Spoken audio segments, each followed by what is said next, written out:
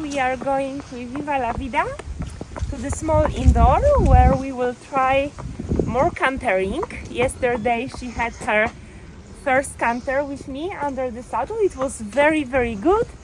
She was very forward, very for the body, very relaxed. So I am very positive and about today, how it can be today, and I cannot wait to see how she will respond, because 2 days ago she actually started to get ready to canter herself, so it was very interesting. Yesterday I told her, yeah, if you want you can really try, so she really wanted to try, so that was also really good. And let's see what today will be the vibe. Maybe she will have sore muscles, maybe she will not want to canter at all, maybe she will want to canter. Let's see.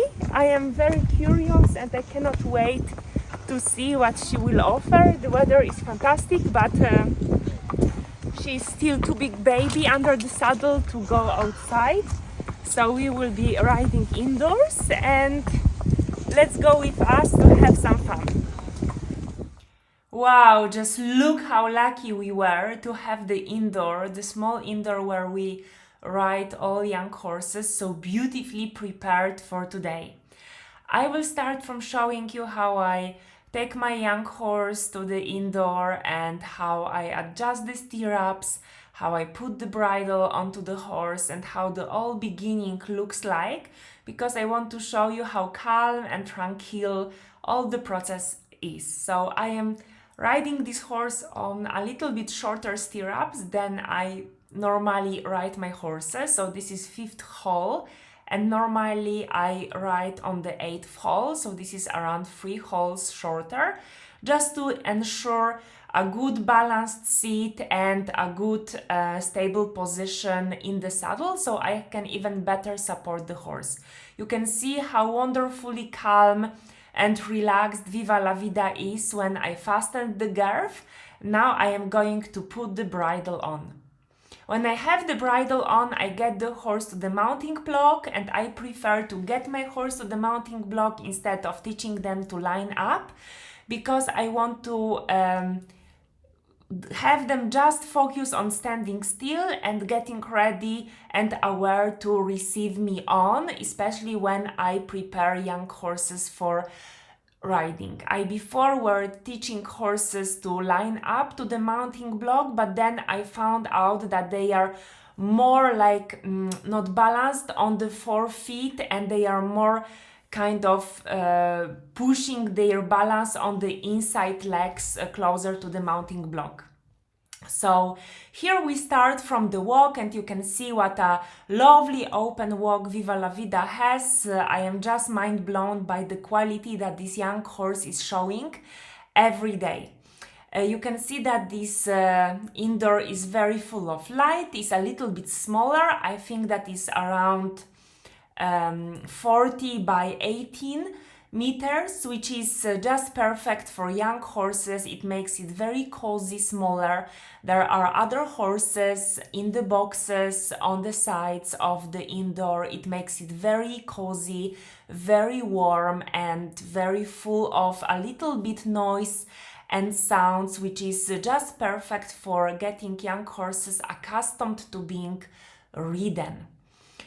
So you can see that I walk my horses a lot when I start here with Viva la Vida. I focus on that she really steps willingly to the contact. You can see how she accepts the hand, how she relaxes onto my hand, and how wonderfully she comes to the beat and relaxes on the beat. And this is our RTRT, Residual Tensions Release Therapy with the beat, that she knows, and thanks to that, already at such a young age and being relatively green under the saddle, she can present such a good contact without nose bends, without flash nose bends. So you can see that walk is very through the shoulders. She's really stepping onto the contact. Now she's even more full on the beat, so then it's time to start the trot. And when I start, I focus just on relaxed, calm trot, making sure that she really comes to the hand, that she's really relaxed and straight and forward, and that she's kind of like mesmerized by the contact, by the sensations that she's getting from my hand. And then I immediately start turning to ensure that the horse is all the time with me, listening, that she's not only like traveling by the pattern, just following the walls, but that she's really turning sooner, going deeper into the corners, making circles, going out from the wall, coming to the wall. So she's basically following me all the time. And I make sure that these turns surprise her, that I don't travel by any particular pattern, that she's all the time following my body and my seat. After a little bit of warm up like that, I move again to walk. And I tend to walk my horses during the sessions a lot, especially young horses. I make sure that at the walk the horse is very relaxed, that at the walk the horse is lengthening to the beat. So I make sure that every walk we do, the horse is a little bit longer and fuller on the beat. And just to show you how it looked like just 3 weeks ago, let's take a little throwback. You can see that Viva was not that forward at the walk. She was weaker in the body. She lacked forwardness and connectedness in the body.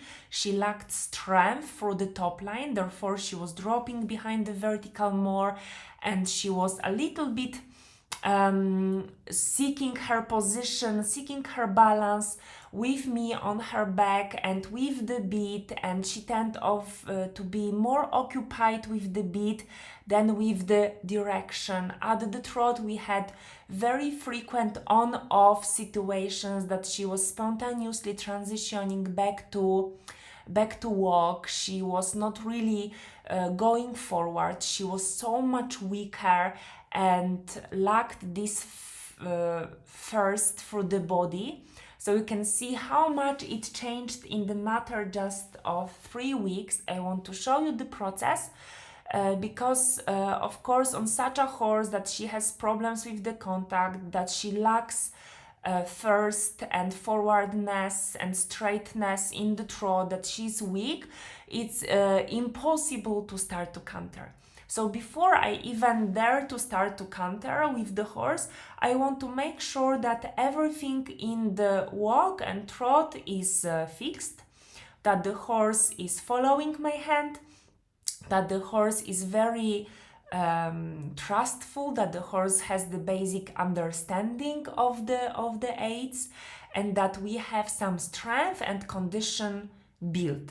So let's go back to today. You can see a huge improvement in the frame of the horse, and here in this phase of the training I already started the transitions, and in the transitions I make sure that the horse is coming forward and going back on the aid of my seat.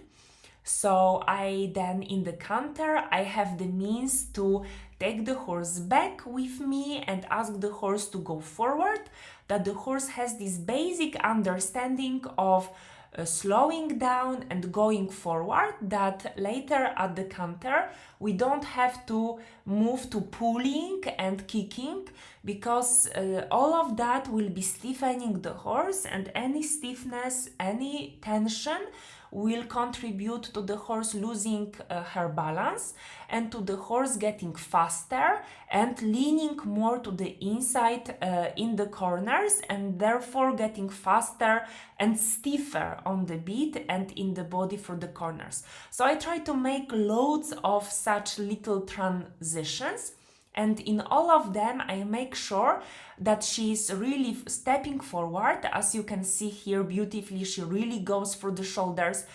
Her shoulders are free. She's really stepping onto the beat.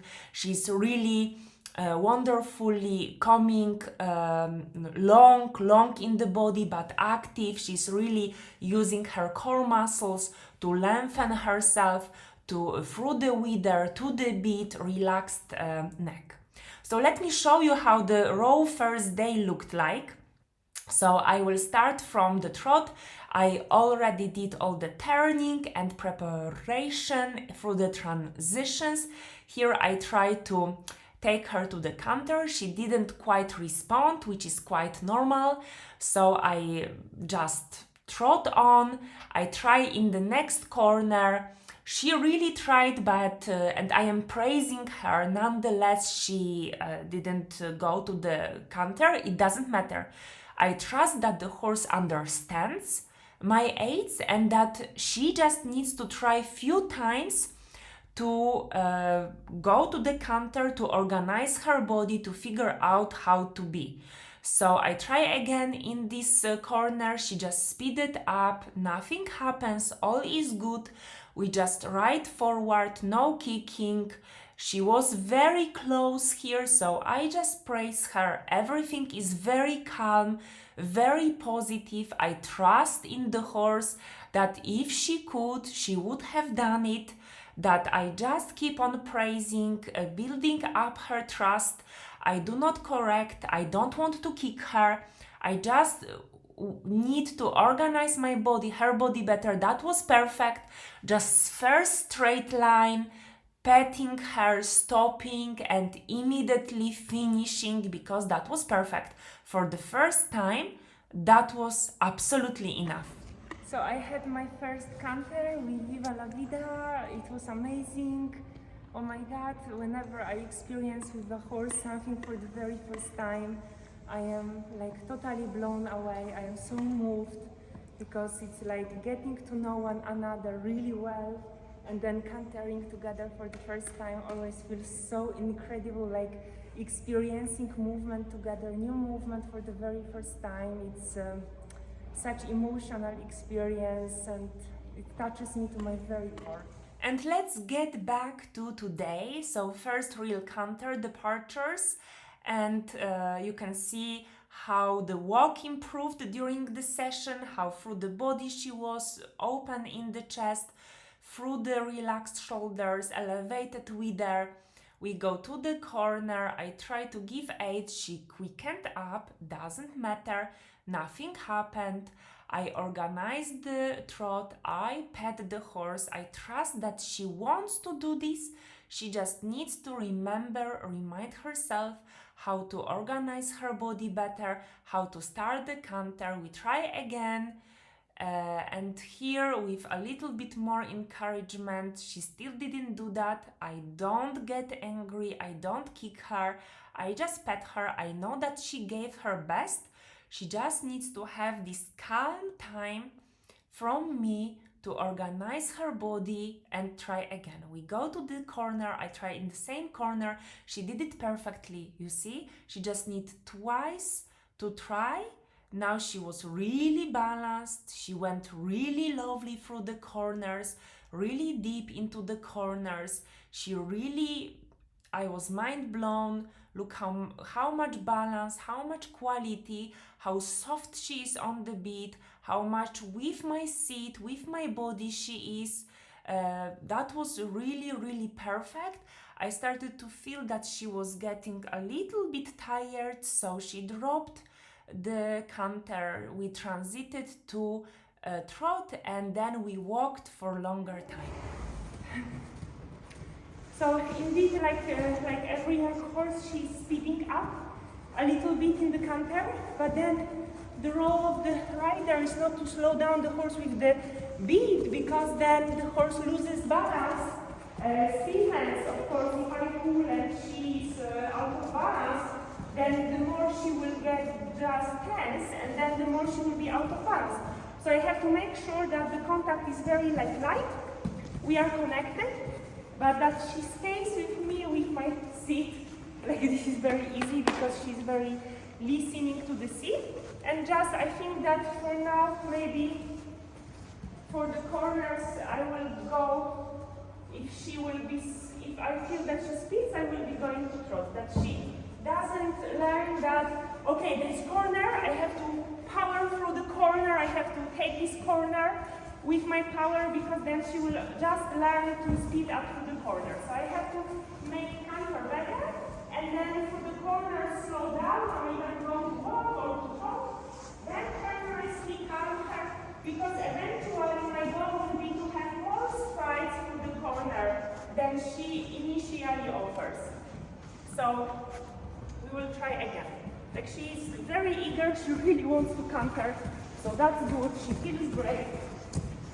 Good. Come, Trot. Very nice. Very nice. I will counter in the same spot. Super relaxed. Nice movement to the back.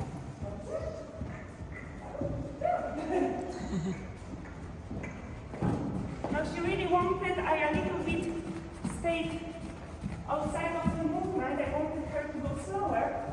So I will make sure that I am with her now. Yeah.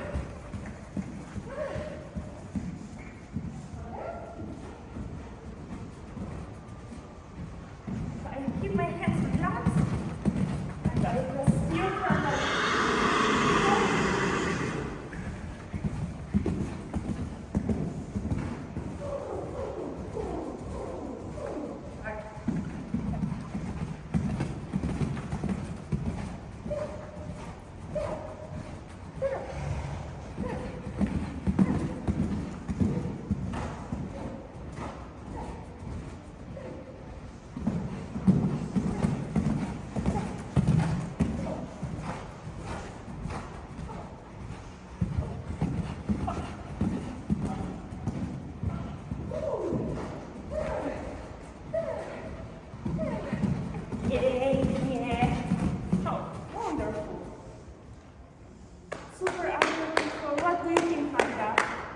Oh, that's really nice. Like seeing her cantering like that in such alignment with you, you know, it looks really, really good. Really good. She really follows you. I usually don't canter on horses until I have super understanding of the aids in trot, because if you add energy and speed to the movement, usually it gets faster and out of balance.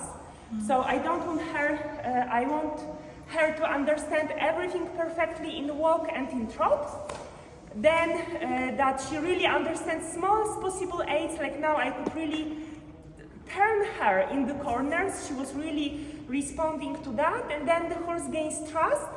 And she doesn't like, because when the horse speeds up and runs away, in Canter, it's just the horse tries to get himself in balance.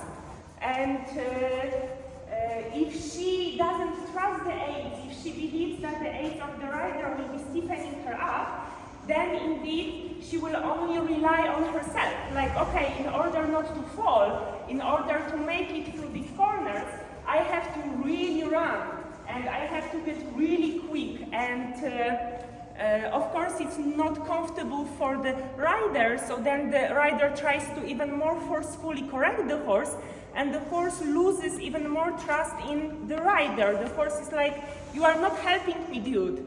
Like, what are you doing? Like, come on and help me to get through the corner instead of making it even more difficult. Okay, so we'll try one more time. And I usually start only with one side. I make it really good, and then in a matter of just a week or two, I start with the other side. Because it's really difficult for the horse, so I want her to really understand it to one side before we go to the other side. And you can see that between the canters, departures and the canter, I am doing a lot of calm walk to stabilize the heart rate and to make sure that the horse is not nervous, that she is with me, and this ensures that she will not run in next attempt in the canter, that she will trust me more, simply as that. Okay. Just make a circle here, remind her, yes, to go out from the leg. Good, bravo, check. Very nice control. You see, she's better on the contact after the canter.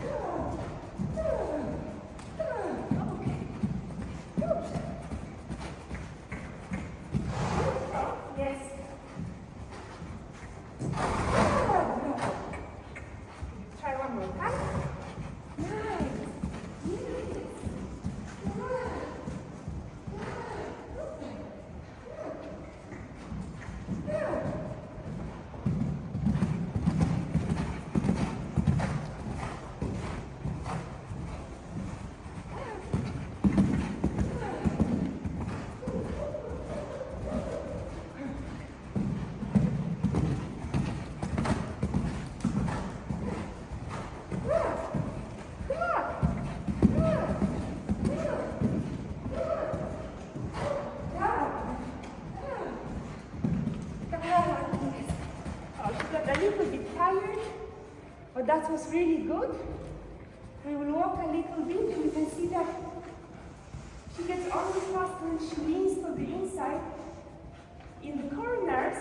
So now I will try to canter only on straight lines. And before the corners, we will go back to walk. Fantastic. Good. Good. Super. Okay.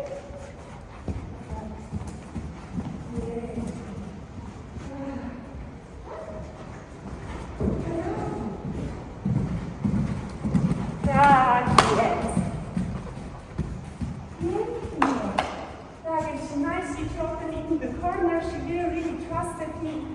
Fantastic. Super.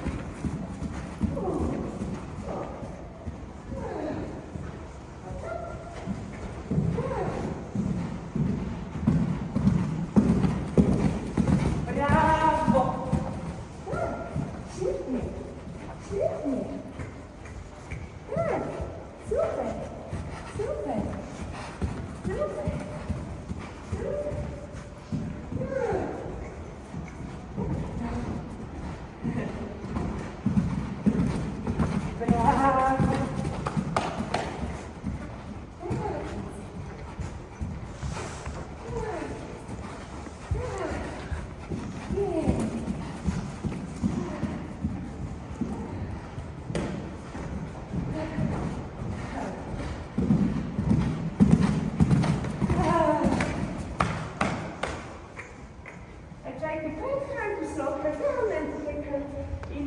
But you can see how much she moved already. Yes, and she really wants to canter there in that corner. She's so smart. Okay. I think she's very tired. So just we will wrap it up with just one good canter departure. So we focus on something that is very easy for her, that she knows how to do.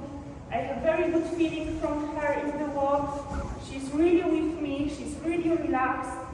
Fantastic. So we'll try again. Nice. Oh! from walk. That's unbelievable.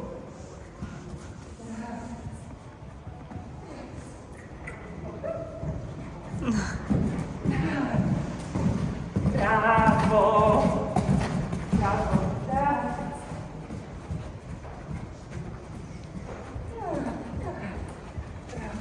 Yay.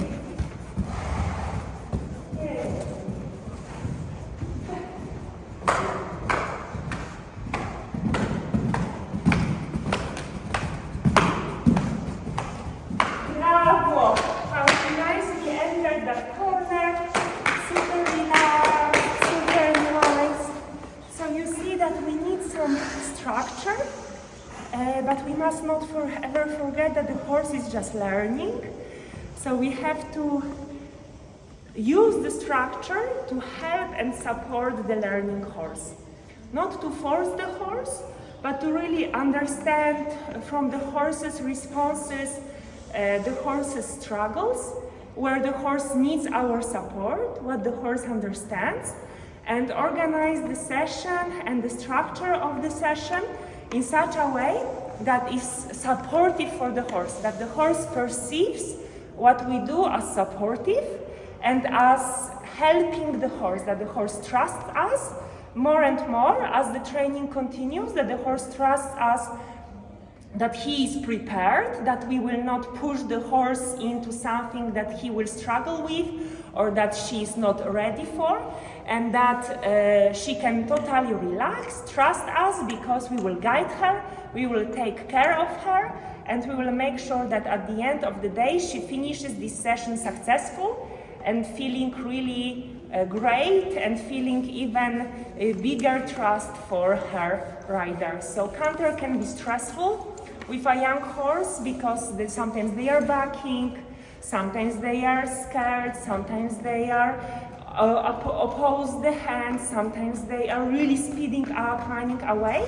But if we divide it into small steps, if we prepare everything at the walk and later at the trot, and then if we use exactly the same aids in canter, then it can be very easy for the horse, and the horse can really learn what to do and trust the aids that she knows and trust the rider. And this is what we want to build on.